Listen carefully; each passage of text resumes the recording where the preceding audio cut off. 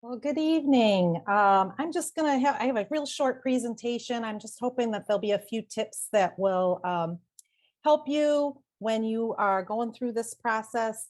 And at the end of my short presentation, Sophie is going to give you a link in the chat where a lot of these sample forms or documents can be found on our website, which is under component resources. And then she'll also put it in the follow-up email to you when she sends that out later this week. So I am going to share my screen.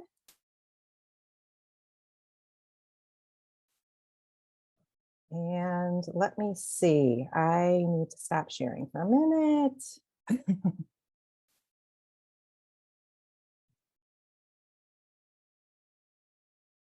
Just want to go back to the beginning here.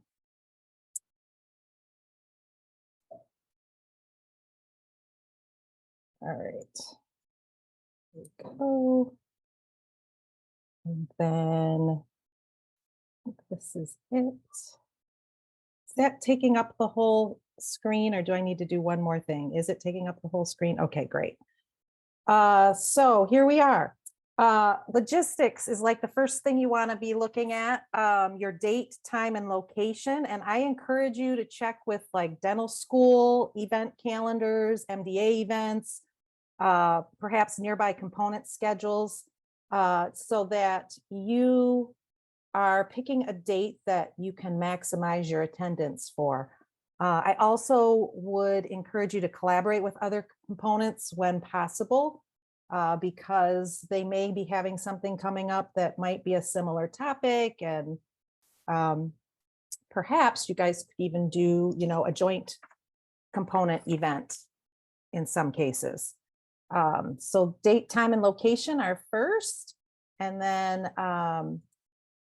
we also have the next step is identifying your speakers and topics. And we get those from like, for instance, we do some scouting. We have some committee members that will go and scout other meetings. That's what I mean by scouting. We look at our surveys. We also have committees. I know a lot of components use their committees to help them determine speakers and topics, reaching out to colleagues. And I just want to remind you that we have a speaker list on the MDA website under component resources, where you can look at what other component, speakers and topics that other components have done in the past with speaker contact information there too. So that's a really great resource there. Negotiating speaker honorariums. I think it's really important that you explain your status. You're a local nonprofit organization. You can be upfront about your budget, but maybe, you have a speaker that's weighing, well, can I do it for that much or can I not? You can offer additional benefits is like a tip that I would just say. You will write them a letter of recommendation, for example. Maybe you'll share their information with other colleagues or other component executives, other organizations. Usually there's a free dinner or a free meal involved. I don't know if that will get them to be okay with an honorarium adjustment. Other perks you could maybe think about are like list of participants that you could, be willing to share. You do want to ask your participants, is it okay to share their information? Or maybe maybe they're a local dentist or another dentist from another area that also needs CE, for example, and maybe you can offer to have them come and attend something else at your component for free, for example. Those are just some ideas. I always ask speakers if they have sponsors, organization or, companies that would sponsor them. And sometimes we can get the honorarium down that way if we include the sponsor. So a little bit about that. And then speaker agreement. I have a sample of this on the component website that you can look at. And it's actually I've got it set up where you can fill in your information. But you want to make sure you have the speaker name, date, time, place, course title, intended audience. And what I mean by that is this a program for just dentists? Is it a program for dental team members? Maybe you're doing something special just for hygienists or dental assistants, or maybe some, office, or maybe it's for the entire dental team. Maybe that's how you want to describe it. You want to make sure you have the honorarium in there and any pluses that you're going to do. If you're going to include travel expenses like hotel or mileage. And that's when I say travel arrangements, you might want to in there also indicate we'll cover your mileage or your airfare up to this amount of money. I have a few speakers that the sponsor, they go out and get their own sponsor, but I do put in the contract the amount of honorarium, like let's say it's 4,500, and then in parentheses, I put to be covered by XYZ sponsor. Just so that we are all clear about who's doing what and how they're getting paid. Conflict of interest declaration.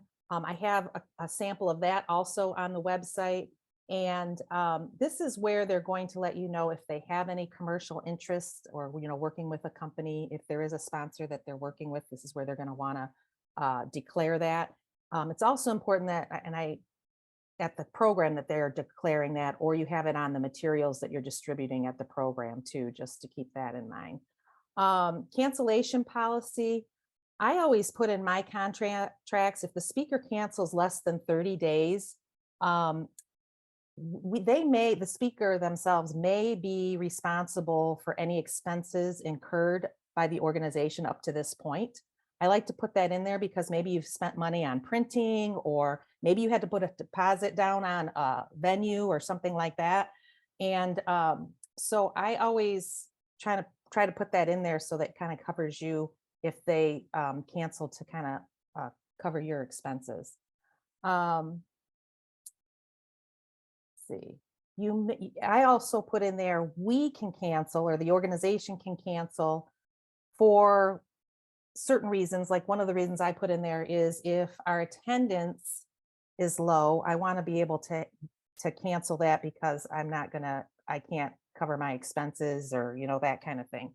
So you want to also put in there, a time frame of when your organization, must, if they're going to cancel, like I think I put 14 days out or something like that. So there's that. And then the next thing is the commercial support agreement. If you have any sponsors, you're going to want to make sure you have this in place with your sponsors.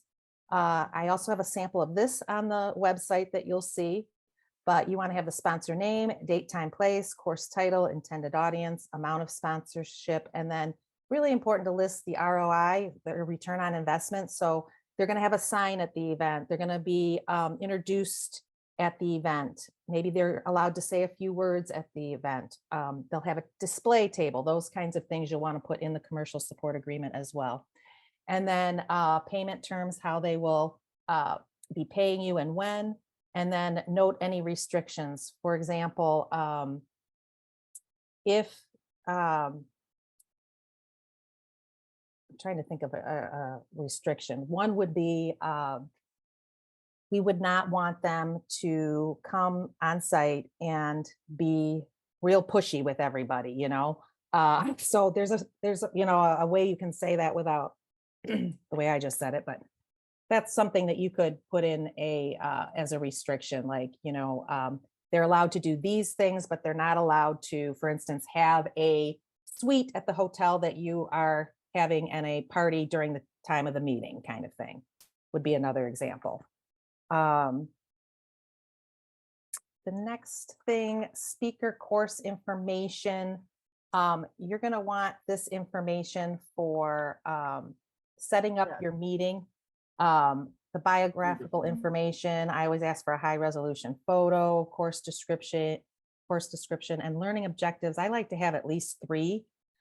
And then you get your on-site audio visual room setup and handout materials. I always indicate that I need those at least 2 weeks out if we're printing them. I also ask, is it okay that we make them available online? And we can also indicate that we may or may not be distributing them on site. Maybe we're only going to offer them online, I always put in there, we will not print on the spot. Like if the speaker shows up and they want their handout printed. Well, most of the time there's not a facility is going to be able to print all those handouts and not charge you, astronomical rates for printing your handouts. So I have a speaker information form that's also on the website that you can use with your speakers if you would like. So there'll be that resource.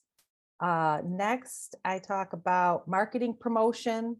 This is just kind of the timeline that we try to use. Save the date. It's valuable, first- but it might be time where she's going to make a change. But I do hope that we're going to Oh. keep getting her calmed down and discussing it. Like, Oh, there she goes. Okay. Anyway, marketing and promotion. Save the date, first announcement, which could be email, could be a postcard. However, maybe you put out your schedule a year in advance, and that I call that a save the date first announcement. Also, a segmented direct mail piece. What I mean by segmented is, and it's probably more appropriate for like the state, but maybe you are just doing a program for, maybe you want to do a special invite for dentists, but then you want a different message for dental team members. That's what I mean by segmenting. For MDA, in MDA's case, a lot of time we do geographical based on where the program's being held. Do your social media shares. You can send an email.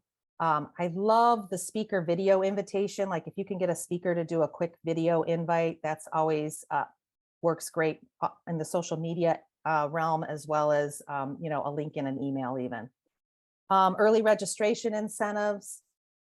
Maybe you're going to have a lower price for people that register early. And then I always include the ADA CERP statement on all the marketing promotional pieces, or how you have your way to grant CE. Communication, you want to make sure you're getting a confirmation and a receipt. So if they've paid, your confirmation is including what they paid and that they are registered for the event. Sometimes you could send the Outlook invites, and then I always like to send a know before you go email, so they know, what the meal's going to be, wear layers, because, meeting rooms are always freezing, those kinds of things. So that's communication. And then event order. This is when you're working with your venue or your facility. I have an event order form that is a sample online that you're welcome to use when you communicate or, deliver to your venues.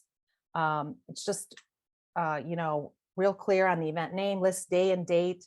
I had an incident where I had like just the date and not the day of the week, and somehow things got messed up. So I always encourage you to put both day and date, start time, end time, room setup, audiovisual needs, your F&B order, and then special instructions. And you'll see that on the website. It's a really easy form that I use that I think is helpful.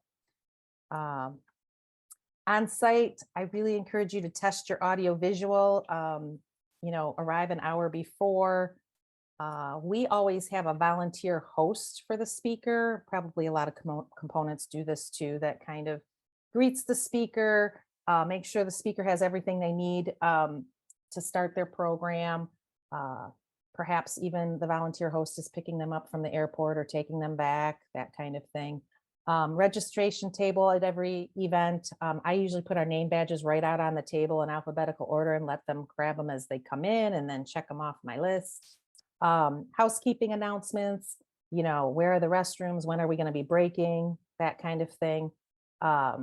Sponsor recognition, speaker introduction, and then of course you distribute your CE vouchers and surveys. And then as a follow-up, thank you for attending email, encourage feedback. We put a SurveyMonkey link into our thank you emails, or maybe you have a link to your handouts, because some speakers don't want to give their handouts out until after the program. So that's an opportunity for you to do that. Provide any additional resources, and then plug your next event. So that's it in a nutshell.